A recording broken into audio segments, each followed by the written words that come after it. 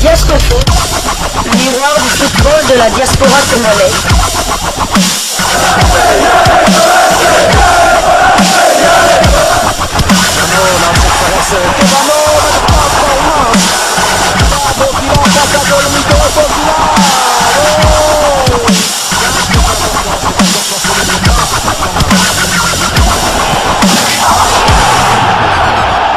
Diascofoot, le miroir du football de la diaspora congolaise. Vous êtes sur Diascofoot, le miroir du football de la diaspora congolaise. Diascofoot vous dit bonjour, tout le plaisir est pour nous de vous retrouver, mais surtout de savoir que vous êtes nombreux en train de suivre votre chaîne YouTube dédiée uniquement aux footballeurs de la diaspora congolaise. Time is up, c'est l'heure de partager avec vous quelques news que nous avons pu récolter pour vous, des news concernant certains de nos internationaux ou des binationaux qui se sont illustrés dans leurs clubs respectifs.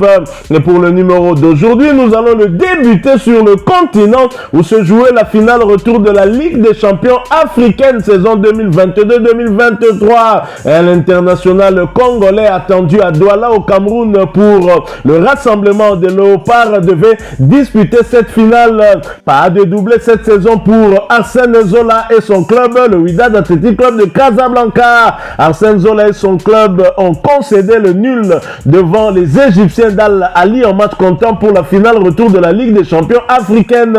Les Égyptiens l'avaient emporté à l'aller sur le score de 2-1 et par conséquent remportent leur 11e titre dans cette compétition. Al Ali qui reste le Real Madrid d'Afrique avec 11 titres suivis du tout-puissant Mazembe Anglebert et de Zamalek. Alors le défenseur central international congolais, ancien du tout-puissant Mazembe Anglebert, a bien évidemment disputé cette rencontre. Ils avaient réussi à prendre l'avantage en première période en ouvrant la marque, mais vont se faire reprendre dans les 15 dernières minutes.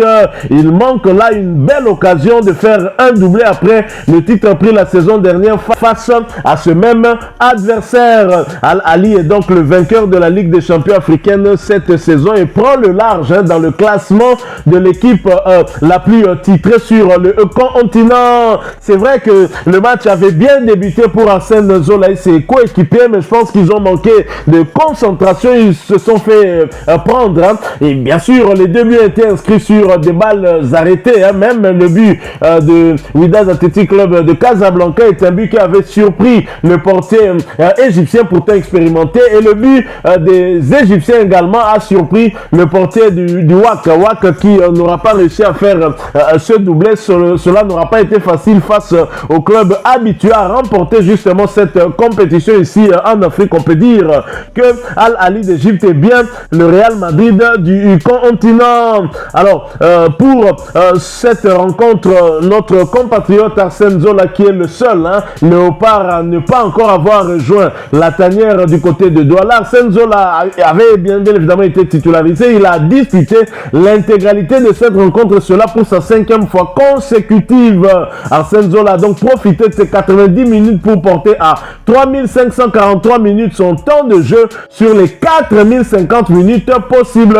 L'international congolais a participé à 41 des 44 matchs avec son club, avec à la clé 4 buts inscrits. Sur un plan beaucoup plus personnel, c'est un tournoi abouti pour l'ancien joueur du tout-puissant Mazembe Anglebert qui s'est imposé au sein de cette équipe comme étant un pion majeur. Il va donc rejoindre maintenant la tanière des Léopards. Les Léopards qui ont mis leur quartier général du côté de Douala au Cameroun, qui sont en stade de préparation pour le compte de ce match de la 5e journée des éliminatoires de la CAN Côte d'Ivoire 2023. Les Léopards qui vont disputer un match amical le mercredi prochain face au Crâne de l'Ouganda. Et si vous voulez mon avis par rapport à la charnière centrale qui devra être titularisée par Sébastien Desabre pour affronter le Gabon, je préférerais voir Arsène Zola dans l'axe central avec Chancel Mbemba Mangoulou. Il a beaucoup de temps de jeu avec le Wydad Athletic Club de Casablanca, titulaire à part entière. Il montre en tout cas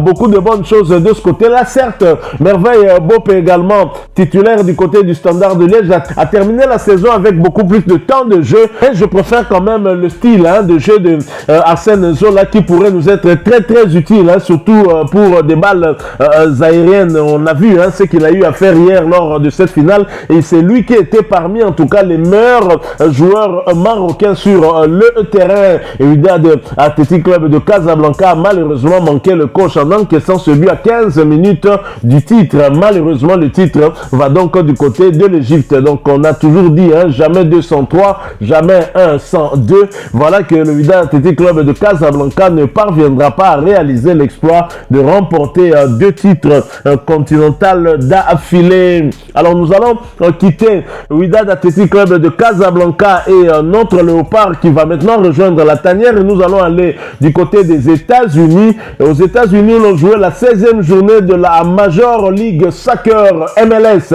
championnat américain de première division, où Saint-Louis, qui recevait Los Angeles, a partagé le point avec le club de l'international congolais Chris Mavinga. Score final, 1 but partout. Chris Mavinga n'avait pas débuté ce match, il a néanmoins fait son entrée en jeu à la 78e minute.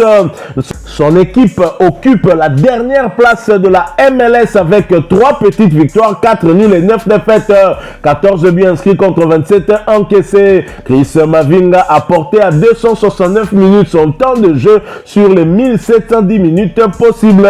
L'international congolais n'a participé qu'à 9 des 19 matchs avec son club.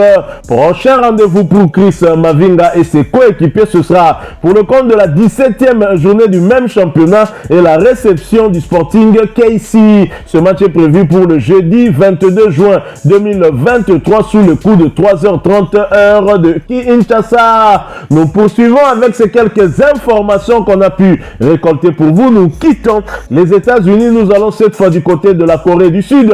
En Corée du Sud, l'on jouait la 18e journée de la K-League, championnat coréen de première division, où l'équipe de Suwon qui recevait Seoul United n'a pas pu prendre les 3 points. Score final, 0 but partout.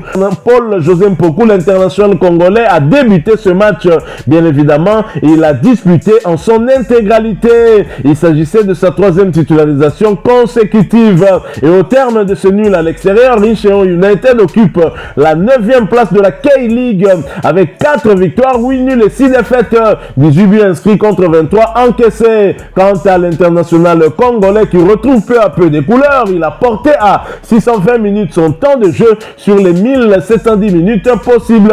Paul José Mpoku a participé à 12 des 19 matchs avec son club, avec à la clé 3 buts inscrits et des passes décisives délivrées. Prochain rendez-vous pour Incheon United et Paul José Mpoku, ce sera pour le compte de la 19e journée du même championnat et la réception de Pohang Steelers. Ce match est prévu pour le dimanche 11 juin 2023 sous le coup de 8h30 heure de Kinshasa. Nous allons terminer avec ces quelques informations que nous avons pu récolter pour vous par une page rose Diasco Foot, votre chaîne YouTube qui est le miroir du football de la diaspora congolaise, profite de cette émission d'aujourd'hui pour féliciter l'international congolais Britt Assombalonga pour son mariage. Nous lui souhaitons ainsi que son épouse un heureux mariage et qu'ils vivent longtemps jusqu'à ce que la mort les sépare. Britt Assombalonga qui bien évidemment ne se retrouve pas dans la liste des 27 sélectionnés de Sébastien Desabre pour défendre les couleurs de la RDC à Franceville face aux Panthères du Gabon suite à la blessure qu'il a contractée lors de son arrivée du côté de Watford en provenance d'Adana Demirspor en Turquie. Britt Assombalonga est convalescent. Il a donc profité de cette convalescence pour se marier. Félicitations à l'international congolais qui pourra retrouver la tanière. Déjà, encore faut-il qu'il retrouve les terrains la saison prochaine. On espère que les choses iront pour le mieux pour lui. Nous terminons par Chancel Mbemba Mangoulou qui s'était marié bien avant Britt Assombalonga, qui a certainement montré le chemin. Le capitaine des Léopards, le demi-dieu congolais, l'homme du boulot palais boulot, a donc célébré ses 7 ans d'un mariage rempli d'amour. C'est sa parole sur ses réseaux sociaux. Chancel Mbemba a publié ce message en disant 7 ans d'un mariage rempli d'amour. tout est plus facile quand on est avec la bonne personne à ses côtés pour toujours ma vie. Voilà donc Chancel Mbemba Mangoulou qui certainement s'était déplacé avec sa femme pour fêter leurs 7 ans de mariage. Bravo à l'international congolais qui ne cesse de nous surprendre. Première saison en Ligue 1, il réalise beaucoup d'exploits. Et deuxième joueur congolais à gagner le prix Marc-Vivien Foé. Chancel Mbemba est le premier défenseur africain à remporter ce prix, Marc-Vivien Foé. Il se retrouve également dans le 11 type de la Ligue 1 cette saison, alors que c'est sa première saison. Chancel Mbemba, bien évidemment, dans le 11 type africain de la Ligue 1 cette saison. Bravo à notre international. Maintenant, place à la sélection.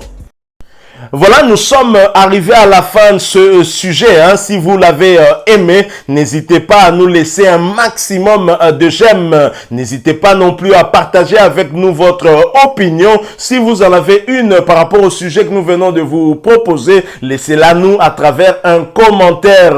Abonnez-vous si vous êtes nouveau ou ancien que vous ne vous êtes pas encore abonné sur cette chaîne Diasco Foot, parce que nous sommes le miroir du football de la diaspora congolaise. Et n'oubliez pas qu'en vous abonnant apparaîtra une petite cloche de notification. Cliquez dessus pour ne plus rien manquer des prochaines vidéos que nous allons vous proposer. Encore une fois, merci à vous, avec espoir de vous retrouver très bientôt avec un autre sujet d'actualité. En attendant, portez-vous bien et Diasco Foot vous dit au revoir.